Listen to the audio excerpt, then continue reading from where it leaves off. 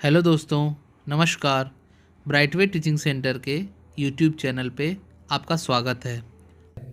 जैसा कि आपको पता है कि बिहार बोर्ड के सामाजिक विज्ञान की परीक्षा किसी अज्ञात कारण से रद्द कर दी गई है और ये 8 मार्च को पुनः आयोजित की जाएगी।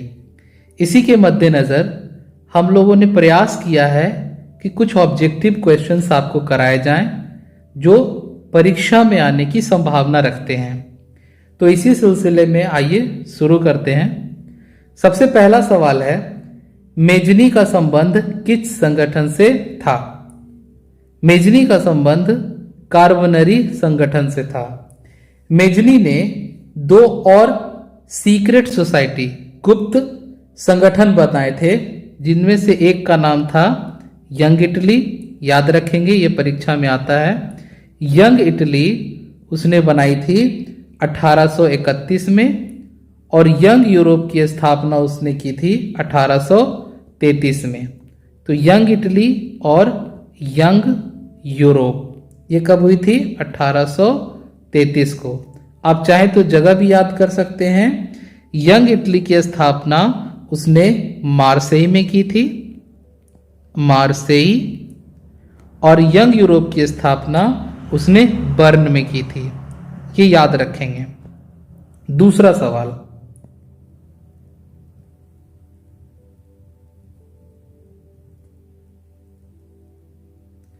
रूस में जार का अर्थ क्या होता है? रूस में जार का अर्थ रूस का सम्राट होता है। याद रखेंगे, जब 1917 में रूसी क्रांति हुई थी, उस समय रूस का सम्राट जार निकोलस द्वितीय था। कौन था? जार निकोलस द्वितीय। और ये रूस का आखिरी सम्राट भी था। अगला प्रश्न, होआ हाउ आंदोलन किस प्रकृति का था? होआ हाउ आंदोलन धार्मिक आंदोलन था। यह धार्मिक आंदोलन बौद्ध धर्म से संबंधित था, बुद्धिस्ट धर्म से संबंधित था, और इसको आरंभ करने वाले जो नेता थे उनका नाम था ह्यून फू सो। नाम थोड़ा कठिन है पर याद कर सकते हैं, ह्यून फू सो। और उन्होंने यह आंदोलन 1939 को शुरू की थी वियतनाम में, क्योंकि यह आंदोलन वहीं चल रहा था। तो वियतनाम में हुंग फू सो ने धार्मिक आंदोलन चलाया था, होआ हाउ आंदोलन। अगले प्रश्न पे आते हैं। भारत में खिलाफत आंदोलन कब शुरू हुआ? भारत में खिलाफत आंदोलन की शुरुआत 1920 में हुई थी। अगर एग्जैक्ट डेट की बात करें तो 31 अगस्त 1920 को खिलाफत कमेटी ने आधिकारिक रूप से खिलाफत आंदोलन की शुरुआत कर दी। आइए इसे थोड़ा सा समझने का हम लोग प्रयास करते हैं। खिलाफत आंदोलन की शुरुआत किसी कारण से की गई थी। खिलाफत आंदोलन के 2 प्रमुख नेता थे, जिन्हें अली ब्रदर्स कहा जाता है, अली बंधु, अली ब्रदर्स या अली बंधु। और ये दोनों कौन कौन थे? तो मोहम्मद अली और शौकत अली। मोहम्मद अली और शौकत अली ने खिलाफत आंदोलन की शुरुआत की। इसकी पृष्ठभूमि यह है कि प्रथम विश्व युद्ध जो 1914 से 1918 के बीच लड़ा गया था, उसके बाद ब्रिटेन यानी कि इंग्लैंड तुर्की के ऊपर एक संधि थोपना चाहता था, जिसमें वहां के धार्मिक प्रमुख खलीफा को हटाने की बात हो रही थी। इसी के विरोध में अली बंधुओं ने यह आंदोलन की शुरुआत की। मार्च 1919 को बॉम्बे में खिलाफत कमेटी का गठन हुआ और महात्मा गांधी इसके नेता चुने गए और ये खिलाफत आंदोलन की शुरुआत हुई। कब हुई? 31 अगस्त 1920 को।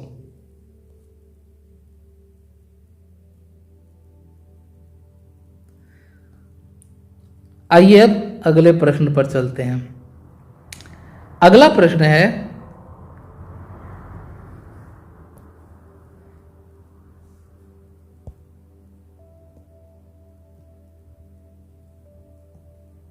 उन्नीस सौ 17 में भारत में पहला जूट मिल किस शहर में स्थापित हुआ? पहला जूट मिल कलकत्ता में स्थापित हुआ। पहला जूट मिल कहां स्थापित हुआ? कलकत्ता में स्थापित हुआ। इसे ऐसे याद करेंगे कि सेठ हुकुमचंद ने स्वदेशी आंदोलन स्वदेशी मूवमेंट को बल देने के लिए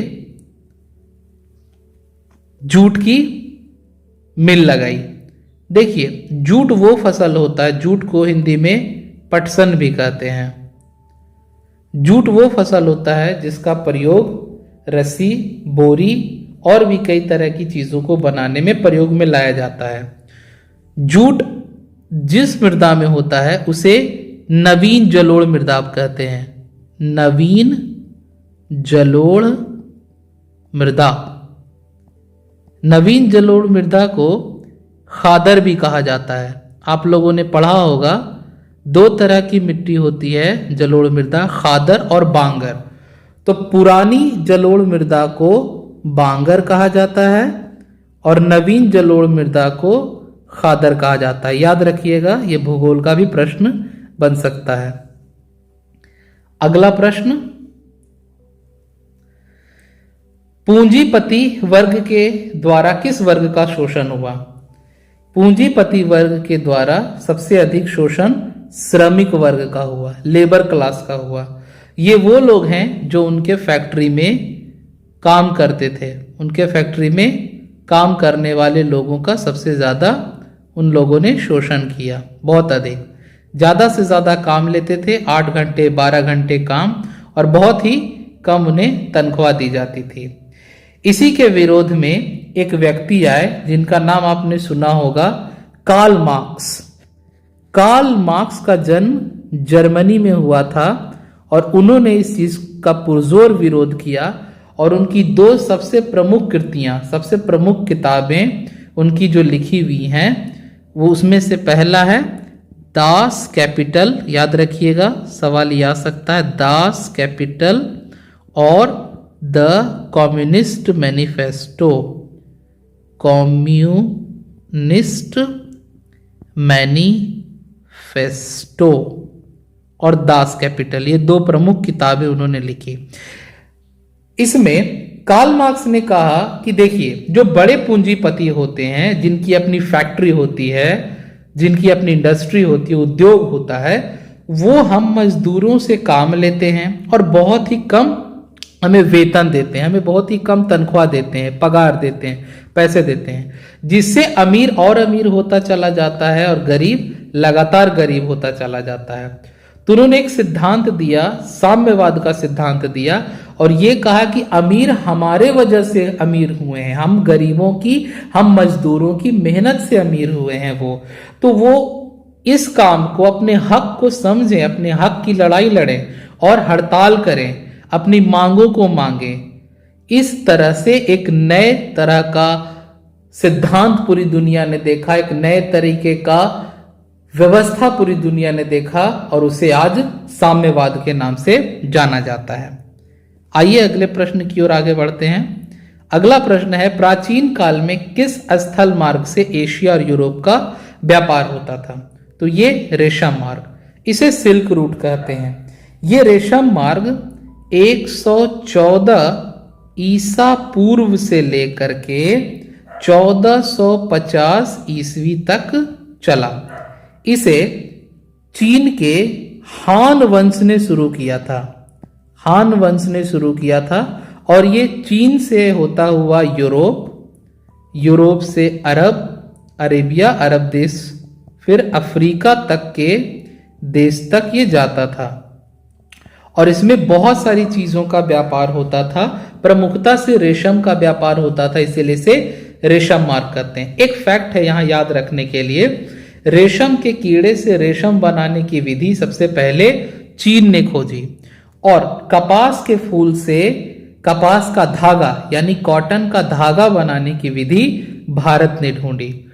इसी के तर्ज पे चीन 2014 में बेल्ट एंड रोड इनिशिएटिव शुरू किया है। बेल्ट एंड रोड इनिशिएटिव, इसे BRI के नाम से भी जाना जाता है। भारत इसका कड़ा विरोध भी कर रहा है। आइए आगे की ओर बढ़ते हैं, आगे प्रश्न की ओर बढ़ते हैं। गुटनबर्ग ने सर्वप्रथम किस पुस्तक की छपाई की थी? तो गुटनबर्ग ने सबसे पहले जिस पुस्तक की छपाई की थी वो था बाइबल। जब छापाखाने की खोज हुई और आविष्कार हुआ तो उन्होंने बाइबल को सबसे पहले छापा, जो कि कृष्ण धर्मावलंबियों का, कृष्ण धर्म को, ईसाई धर्म को मानने वालों का प्रमुख ग्रंथ है, प्रमुख धार्मिक ग्रंथ है। और इसकी 180 प्रतियां उन्होंने छापी, 180 कॉपी छापी और गुटनबर्ग बाइबल को 42 लाइन बाइबल भी कहा जाता है। गुटनबर्ग कहाँ के थे? तो इनका जन्म जर्मनी में हुआ था। याद रखने के लिए ये मैंने फैक्ट आपको बताया। अगला सवाल, राष्ट्रपिता के नाम से किसे जानते हैं? ये बहुत ही आसान सा प्रश्न है। राष्ट्रपिता के नाम से महात्मा गांधी को जाना जाता है। ये प्रमुख सवाल है कि इन्हें राष्ट्रपिता का टाइटल किसने दिया? तो सुभाष चंद्र बोस जी ने रंगून से 1942 में रेडियो से सबसे पहले राष्ट्रपिता के नाम से संबोधित किया था, जब भारत में भारत छोड़ो आंदोलन चल रहा था। भारत छोड़ो आंदोलन, इसे हम लोग क्विट इंडिया मूवमेंट के नाम से भी जानते हैं। क्विट इंडिया मूवमेंट, ठीक है। अब अगला सवाल, कौन सा सामाजिक वर्ग बुद्धिजीवी वर्ग के रूप में उभर कर आया? तो इसका उत्तर है मध्यम वर्ग, मिडिल क्लास। इस बात को थोड़ा सा अच्छे से समझते हैं। अपर क्लास और लोअर क्लास यानी उच्च वर्ग और निम्न वर्ग, ये दो वो वर्ग होते हैं जो बिल्कुल ही नदी के दो छोर के वर्ग होते हैं। आइए इसे इस तरह से समझते हैं। उच्च वर्ग के लिए और निम्न वर्ग के लिए, उदाहरण के लिए अगर प्याज आज 100 रुपए किलो हो जाए या 200 रुपए किलो हो जाए तो उच्च वर्ग को कोई बहुत ज्यादा असर नहीं पड़ेगा, वो आराम से इसे खाएंगे, आराम से खरीदेंगे। निम्न वर्ग के लोग ये सोचेंगे, जिनकी इनकम बहुत कम है, आय बहुत कम है, वो सोचेंगे कि मैं कहां से 100 रुपए 200 रुपए किलो का प्याज खरीदूंगा। मगर मध्यम वर्ग के लिए क्या है कि वो बेचारे आधा किलो या 250 ग्राम भी प्याज लाएंगे। तो मध्यम वर्ग जो होता है वो हमेशा से पिसता आता है, मिडिल क्लास। तो मध्यम वर्ग जो है वो हमेशा से पिसता हुआ आता है। और आपको पता है कि फिजिक्स का ये सिद्धांत है कि जब दबाव पड़ता है तो वो चीजें बदलती ही बदलती हैं। तो मिडिल क्लास में administrators, lawyers, teachers, philosophers, educators, authors, ये सभी लोग उभर कर सामने आए और ये हमेशा से समाज को सुधारने में मध्यम वर्ग ही रहा है। आइए अगला प्रश्न, जब हम लैंगिक विभाजन की बात करते हैं तो हमारा अभिप्राय होता है समाज द्वारा स्त्री और पुरुष को दी गई असमान भूमिकाएं। ये बहुत ही महत्वपूर्ण बात है। हम समाज में स्त्री और पुरुषों के बीच हमेशा से अंतर देखते आए हैं। आप मेल फीमेल रेशियो देख लीजिए, जिसे लिंग अनुपात कहते हैं। भारत का लिंग अनुपात अगर आप देखना चाहें 943 आउट ऑफ 1000, ये 2011 के जनगणना के आंकड़े के अनुसार है। तो स्त्रियों को हमेशा से दोयम दर्जा का समझा गया है। खास करके जो पितृसत्ता है, पैट्रियार्कियल सोसाइटी है, उसमें हमेशा से पुरुषों को अधिक सम्मान और स्त्रियों को थोड़ा कम आंका गया। तो लैंगिक विभाजन का अर्थ होता है समाज द्वारा स्त्रियों और पुरुषों को दी गई असमान भूमिकाएं। अगले सवाल की ओर बढ़ते हैं। उम्मीद करता हूं कि आप समझ पा रहे होंगे। निम्नलिखित में कौन संघ राज्य की विशेषता नहीं है? राज्य की दो प्रमुख विशेषताएं होती हैं, एक संघ होता है, संघवाद, फेडरलिज्म, और दूसरा यूनिटरी, जिसे एकहरी शासन व्यवस्था कहते हैं, एकहरी शासन व्यवस्था।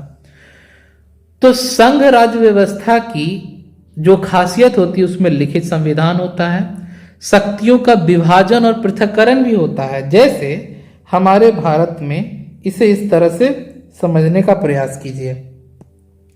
शक्तियों का पृथक्करण इस तरह से है कि हमारे देश में विधायिका है जिसका काम है कानून बनाना, उसके बाद कार्यपालिका है जिसका काम होता है कि कानून को एग्जीक्यूट कराना, यानी कि उसे कार्यान्वित कराना, कार्यपालिका।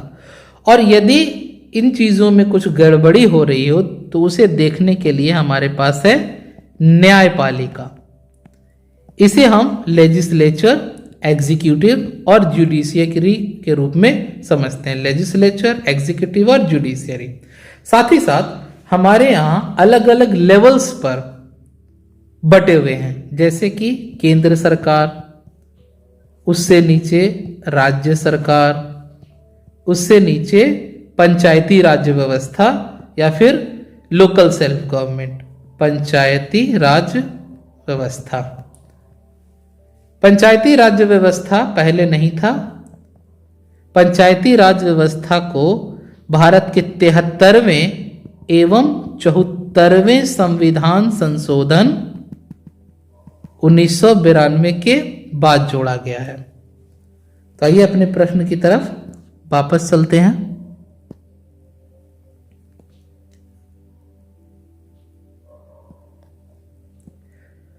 तो लिखित संविधान, शक्तियों का विभाजन, सर्वोच्च न्यायालय।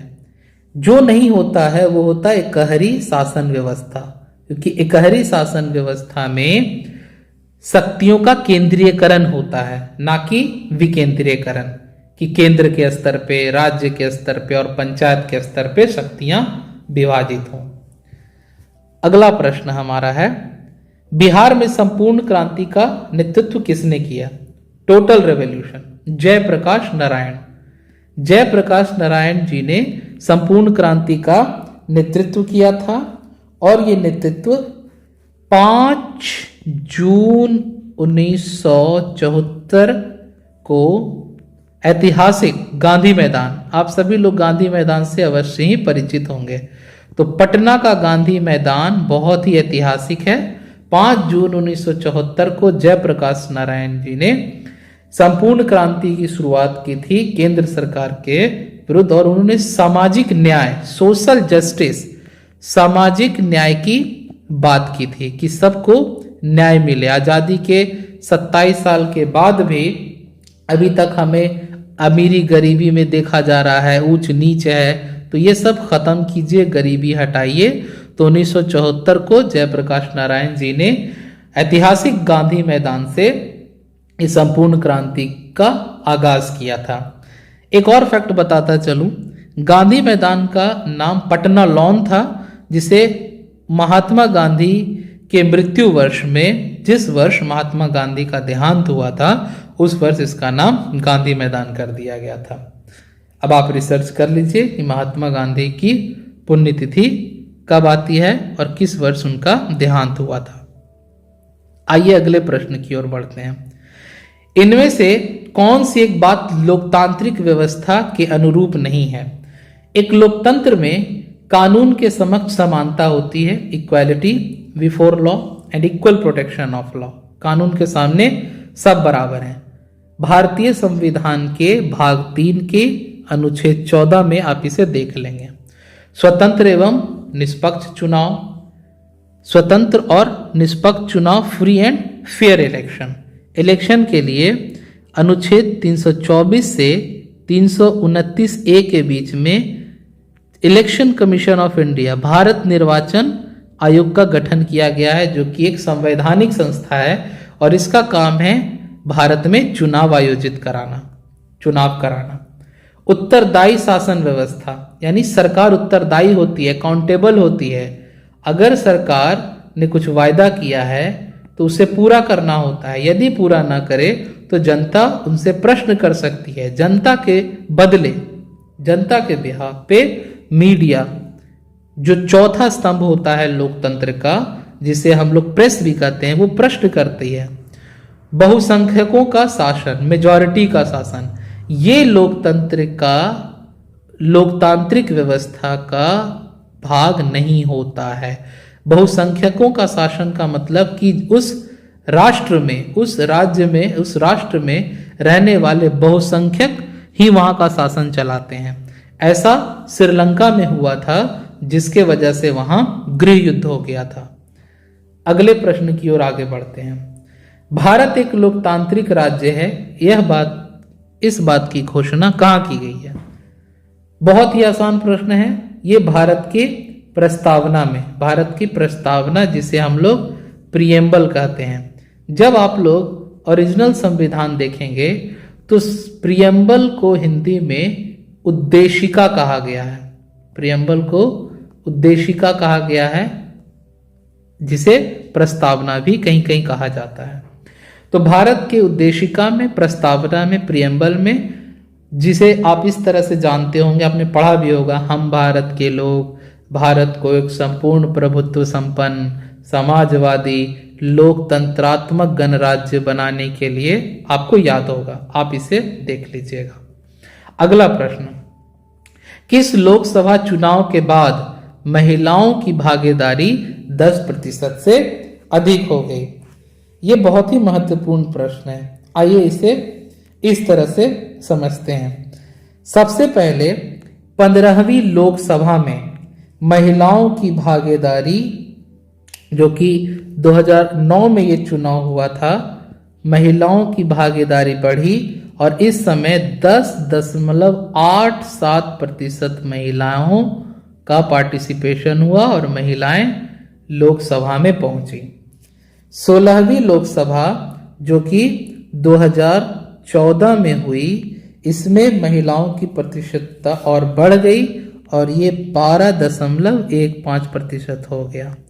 और अभी रिसेंटली, हाल ही में, जो 17वीं लोकसभा 2019 हुई है, इसमें यह प्रतिशत बढ़कर 14.39% हो चुका है। तो प्रश्न है कि किस लोकसभा चुनाव के बाद महिलाओं की भागीदारी 10% से अधिक हो गई? तो इसका सही उत्तर होगा 15वीं लोकसभा 2009 में पहली बार हुआ। आइए अगला प्रश्न, निम्नलिखित में से कौन राष्ट्रीय दल है? देखिए दोस्तों, भारत में चुनाव आयोग 3 तरह के राजनीतिक दलों की बात करता है। पहला होता है राष्ट्रीय दल, दूसरा होता है राजकीय दल, राज्य दल, और तीसरा होता है अनरिकॉग्नाइज, जिसे रिकॉग्नाइज ना किया गया हो वो दल। ये तीसरे दर्जे के दल होते हैं। तो भारत में अभी फिलहाल 7 राष्ट्रीय दल है, 7 नेशनल पार्टीज हैं, जिसमें से जनता दल यूनाइटेड नहीं है, लोक जनशक्ति पार्टी नहीं है, डीएमके भी नहीं है। भारतीय जनता पार्टी राष्ट्रीय पार्टी है। इसके अलावा और कौन कौन सी राष्ट्रीय पार्टी है? तो इंडियन नेशनल कांग्रेस, भारतीय राष्ट्रीय Congress, Bahujan Samaj party, nationalist Congress party, जिन्हें राष्ट्रवादी कांग्रेस पार्टी कहा जाता है, communist party of India, communist party of India Marxist, और ऑल इंडिया तृणमूल कांग्रेस। तो ये 1, 2, 3, 4, 5, 6 और 7 राष्ट्रीय पार्टी हो गई। आइए अगले प्रश्न की ओर बढ़ते हैं।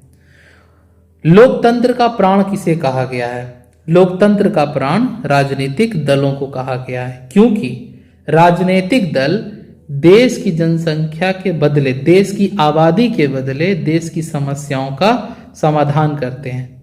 ऐसे समझते हैं, आप विद्यार्थी हैं, आप स्कूल पढ़ने जाते हैं, आप कॉलेज पढ़ने जाते हैं, आपके पिताजी कहीं काम करते हैं, माताजी घर में भी हो सकती हैं या फिर कहीं काम भी करने जा सकती हैं, वर्किंग प्रोफेशनल भी हो सकती हैं। तो अब आपके बदले सड़क कौन बनाएगा, आपके घरों में बिजली कौन पहुंचाएगा, आपकी शिक्षा स्वास्थ्य की व्यवस्था कौन करेगा?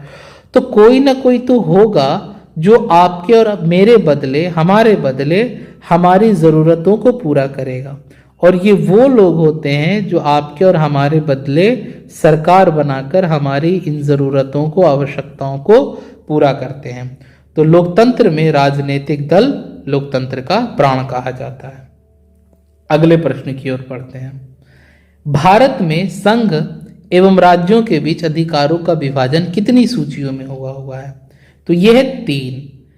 भारतीय संविधान के अनुसूची 7 शेड्यूल 7 के अनुच्छेद आर्टिकल 246 में 3 भागों में ये अधिकारों को बांटा गया है।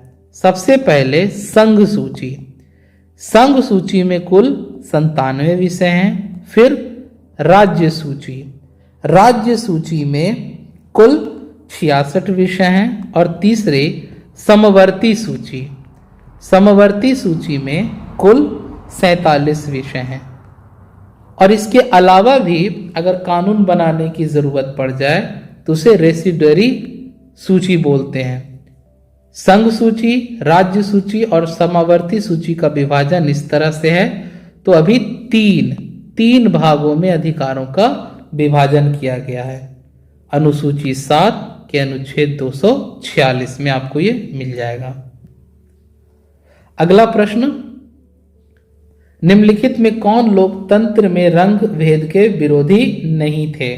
रंग भेद का मतलब होता है apartheid, जिसमें रंग के आधार पर भेदभाव किया जाता है, शरीर के रंग के आधार पर, काला गोरा के आधार पर। तो मार्टिन लूथर किंग जी ने विरोध किया था, महात्मा गांधी जी ने भी विरोध किया था। ओलंपिक धावक टोनी स्मिथ और जॉन कार्लोस ने मैक्सिको ओलंपिक में इस बात का जिक्र किया था, विरोध किया था। जेड गुडी वो व्यक्ति हैं जिन्होंने ऐसा नहीं किया था। जेड गुडी ने ऐसा नहीं किया था। सासाराम नगर का विकास हुआ था मध्य युग में। वैसे तो प्राचीन समय से भी सासाराम नगर था, मगर मध्य काल में खास करके शेर शाह सूरी के समय ये सासाराम नगर बहुत ही तेजी से विकसित हुआ। अगला प्रश्न, अविभाजित बिहार में निम्नलिखित में कौन एकमात्र नियोजित शहर था? तो अविभाजित बिहार में जमशेदपुर। अविभाजित बिहार में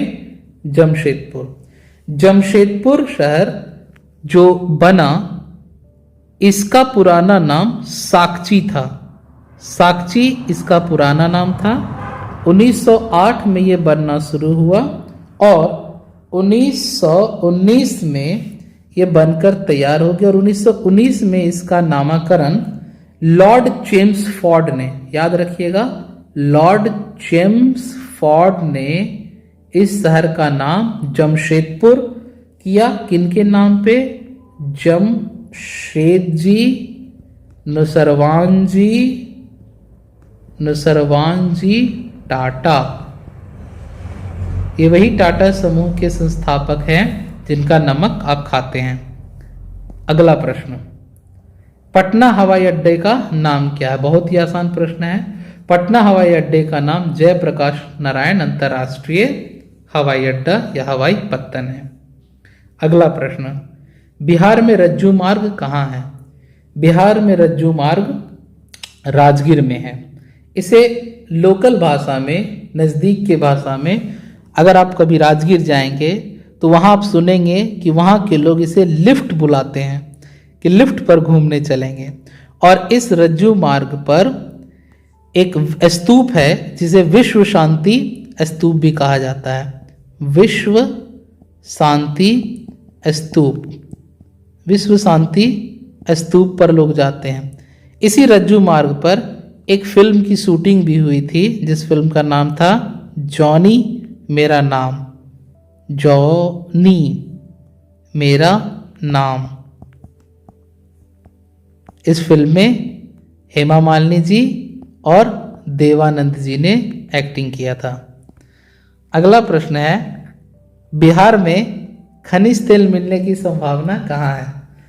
दक्षिण बिहार मैदान में, खास करके गंगा नदी के द्रोणी के पास खनिज तेल मिलने की संभावना है।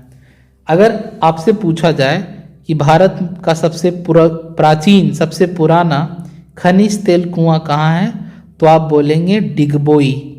डिगबोई असम में, डिगबोई असम में भारत का सबसे प्राचीन तेल का कुआं है। बिहार में दक्षिण बिहार के मैदान में, खास करके गंगा द्रोणी, इसे गंगा बेसिन भी कहा जाता है। अगला प्रश्न, कांवर झील स्थित है। कांवर झील बेगूसराय में है। ये झील ऑक्सबो लेक है, इसे ऑक्सबो लेक भी बोलते हैं। ऑक्सबो झील, ऑक्सबो झील क्या होता है आइए समझें। जब नदियां इस तरह से बहा करती हैं, जब नदियां इस तरह से बहा करती हैं तो विसर्प बना देती हैं, इसे विसर्प कहा जाता है। मिएंडर, विसर्प कहा जाता है।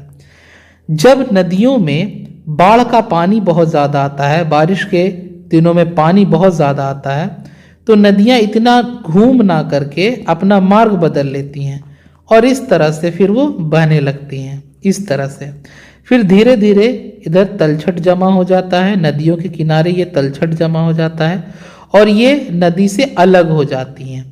पर इसमें अभी भी पानी होता है और ये दिखने में बैल के खुर जैसा लगता है, इसीलिए हिंदी में से गोखुर झील भी कहा जाता है। गोखुर झील, अंग्रेजी में से ऑक्सबो लेक कहते हैं और हिंदी में से गोखुर झील बोला जाता है।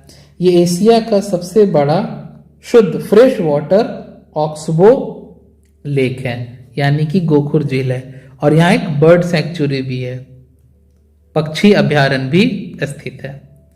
अगला प्रश्न, संजय गांधी जैविक उद्यान, बहुत ही आसान प्रश्न है। संजय गांधी बोटैनिकल गार्डन, ये पटना, बिहार की राजधानी पटना में स्थित है। निम्नलिखित में कौन एक सड़कों का वर्ग नहीं है? सीमांत सड़कें। स्वर्णिम चतुर्भुज राजमार्ग, ये भारत के 4 महानगरों को जोड़ता है, दिल्ली, मुंबई, चेन्नई और कोलकाता।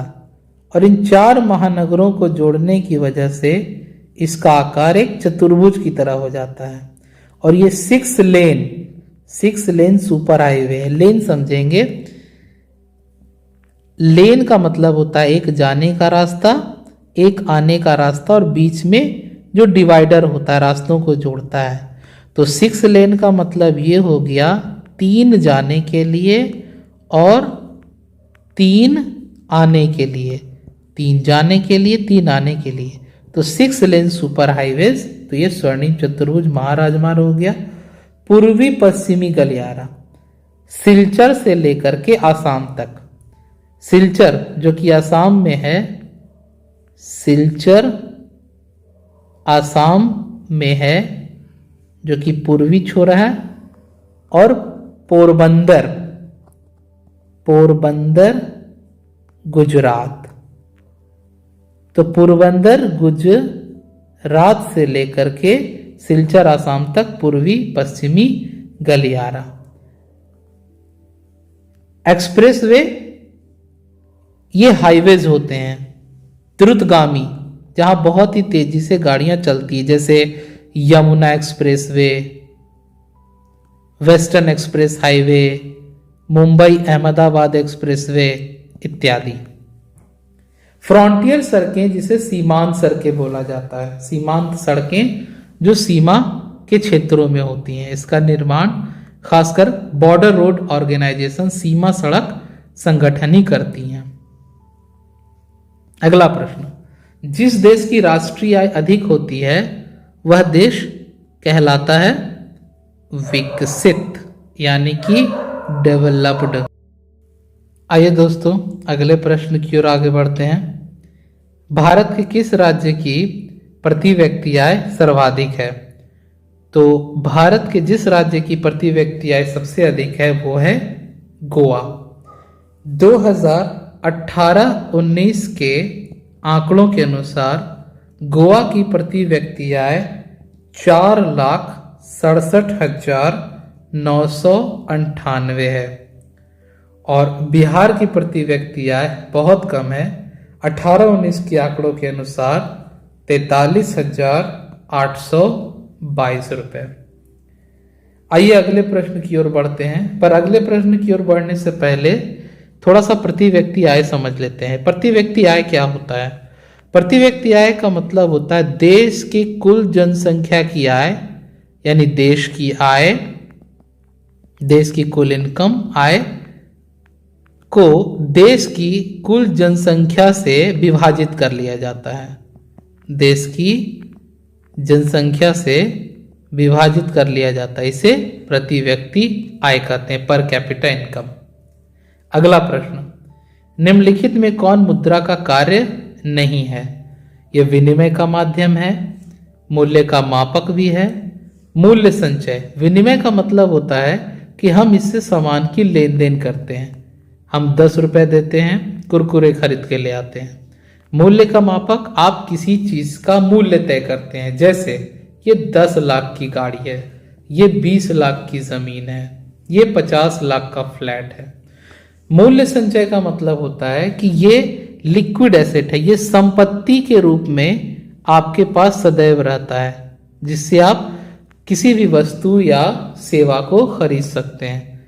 उत्पादन में डायरेक्टली इसका प्रयोग नहीं होता है, ये मुद्रा का कार्य नहीं है, क्योंकि उत्पादन में और भी कई सारी चीजों की जरूरत होती है, जैसे भूमि, लैंड की जरूरत होती है, लेबर यानी मजदूर की जरूरत होती है, कैपिटल यानी पूंजी की जरूरत होती है। तो उत्पादन में बहुत सारी चीजों की आवश्यकता पड़ती है, सिर्फ धन ही नहीं। पर मुद्रा का ये 3 कारण है, ये उतना नहीं है। अगला प्रश्न, भारत का केंद्रीय बैंक कौन है? भारत का केंद्रीय bank reserve bank of India है, भारतीय रिजर्व बैंक। भारतीय रिजर्व बैंक की स्थापना भारतीय रिजर्व बैंक RBI एक्ट यानी भारतीय रिजर्व बैंक अधिनियम 1934 के द्वारा हुई थी। भारतीय रिजर्व बैंक 1 अप्रैल 1935 से कार्य करना शुरू कर दिया था और भारतीय रिजर्व बैंक का राष्ट्रीयकरण 1 जनवरी 1949 को कर दिया गया। वर्तमान में रिजर्व बैंक ऑफ इंडिया के गवर्नर हैं शक्तिकांत दास। अगले प्रश्न की ओर आगे बढ़ते हैं। ऊर्जा का मुख्य स्रोत क्या है? कोयला भी ऊर्जा का स्रोत है, पेट्रोलियम भी ऊर्जा का स्रोत है, विद्युत भी ऊर्जा का स्रोत है, इसीलिए इसका सही उत्तर होगा इनमें से सभी। अगला प्रश्न, पार्ले समूह के थम्स अप ब्रांड को किस बहुराष्ट्रीय कंपनी ने खरीद लिया? इसका सही उत्तर है कोका कोला। थम्स अप पहले पार्ले कंपनी का प्रोडक्ट था, पार्ले समूह का प्रोडक्ट था। 1992 में रमेश चौहान जी ने 120 करोड़ रुपए में थम्स अप को कोका कोला को बेच दिया और आज हम लोग जो थम्स अप पीते हैं, Thums Up taste the thunder, वो कोका कोला ग्रुप के अंदर आता है। अगला प्रश्न, निम्नलिखित में किसे बाढ़ से सर्वाधिक हानि होती है? जब बाढ़ आता है फसल को भी हानि होती है, पशुओं की भी हानि होती है, जान माल की हानि होती है, भवनों को भी नुकसान पहुंचता है। आप लोगों ने उत्तराखंड में बाढ़ को देखा ही होगा, तो इसका सही उत्तर उपरोक्त सभी। अगला प्रश्न, सामान्य संचार व्यवस्था के बाधित होने का मुख्य कारण है केबल का टूट जाना, संचार टावर की दूरी टावरों की ऊंचाई में कमी या इनमें से कोई नहीं। अभी के समय में संचार व्यवस्था के बाधित होने का सबसे प्रमुख कारण है संचार टावरों की दूरी।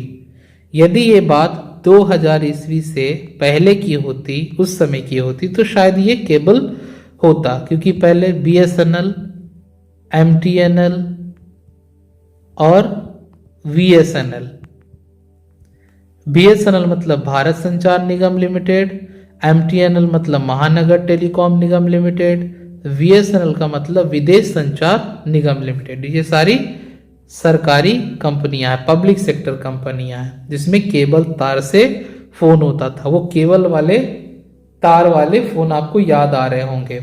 मगर अब जितने भी संचार होते हैं वो मोबाइल फोन के माध्यम से होते हैं और वो बड़े बड़े टावर से कनेक्टेड होते हैं। तो टावरों से दूरी होने पर संचार में बाधा आती है। अगला प्रश्न, आग से जलने की स्थिति में प्राथमिक उपचार, फर्स्ट एड, क्या करना चाहिए? सबसे पहले ठंडा पानी डाल लेना चाहिए। अगर बहुत ज्यादा जल गया है तो अस्पताल भी जाना चाहिए। पर प्राथमिक उपचार क्या है? सबसे पहले क्या करना चाहिए? हमें ठंडा पानी डालना चाहिए। अगला प्रश्न, भूकंप केंद्र के ऊर्ध्वाधर पृथ्वी पर स्थित केंद्र को क्या कहा जाता है? तो इसे एपिक सेंटर यानी भूकंप केंद्र कहते हैं। आइए इसे थोड़ा सा समझते हैं। जैसे ये पृथ्वी की भूपर्पटी है, ये अर्थ क्रस्ट है, ये पेड़ पौधे हैं, ये घर बना हुआ है। धरती के नीचे इस स्थान पर भूकंप आया तो इस जगह को फोकस कहा जाएगा, और इससे जस्ट ऊपर जिस स्थान पे सडन झटका लगता है, असर होता है, इसे ही एपिक सेंटर कहा जाता है। एपिक सेंटर, एपिसेंटर मतलब भूकंप केंद्र, जहां सबसे अधिक नुकसान होता है। उम्मीद करता हूं आपने इसे अच्छे से समझा होगा।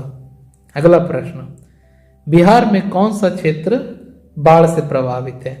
तो यह है उत्तरी बिहार। तो जो बिहार का क्षेत्र है, बीच से एक नदी बहती है गंगा, लगभग बिहार को 2 बराबर हिस्सों में बांटती है। तो उत्तर से आने वाली जो हिमालयी नदियां होती हैं, कोसी, कमला, बलान, गंडक, बूढ़ी गंडक, बागमती, ये सारी नदियां हिमालय से आती हैं, नेपाल से आती हैं और बहुत ही तेजी से पानी लेके आती हैं, बहुत तेजी से, बहुत जल्दी जल्दी जल लेकर आती हैं, जिसके वजह से उत्तर बिहार बाढ़ की चपेट में रहता है। 2008 में आने वाला बाढ़ आपको याद ही होगा। नहीं याद होगा तो आप इसे एक बार रिसर्च कीजिए। कोसी को बिहार का शोक भी कहा जाता है, क्योंकि यह हमेशा अपना मार्ग बदल लेती है और इस वजह से जल की कटाव, भूमि की कटाव होने की वजह से हमेशा इसमें बाढ़ आते रहता है। कोसी को बिहार का शोक कहा जाता है। अगला और आखिरी प्रश्न, निम्नलिखित में कौन मानव जनित आपदा है? सांप्रदायिक दंगे, महामारी, आतंकवाद, ये सभी के सभी मानव जनित आपदा है। आतंकवाद के बारे में आप जानते ही होंगे, पुलवामा, उरी, पठानकोट, मुंबई और न जाने कितने ही जगहों पर आपने आतंकवादी हमलों के बारे में सुने होंगे। हाल ही में दिल्ली में हुए सांप्रदायिक दंगे, महामारी, आप सभी अभी कोविड-19 यानी कि कोरोना वायरस से इत्तेफाक रखते होंगे और कोरोना वायरस को आपने बहुत ही अच्छे से झेला होगा। तो ये मानव जनित आपदाएं होती हैं, क्योंकि ये संक्रामक होती हैं और एक से दूसरे में तेजी से फैलती हैं। सांप्रदायिक दंगे, आतंकवाद, महामारी, ये सभी मानव जनित आपदाएं हैं। तो आज फिलहाल इतना ही। अगले क्लास में हम लोग फिर से बहुत सारे महत्वपूर्ण सवाल को लेकर आएंगे आपके लिए, हम लोग डिस्कस करेंगे। 7 तारीख तक हम सभी लोग पूरे अच्छे से तैयारी करके प्रयास करेंगे कि हमारा ज्यादा से ज्यादा ऑब्जेक्टिव या पूरा ऑब्जेक्टिव सही जाए। तब तक के लिए मन लगा के पढ़ते रखिए, अपना खूब ख्याल रखिए। फिर मुलाकात होगी, तब तक के लिए गुड बाय, जय हिंद।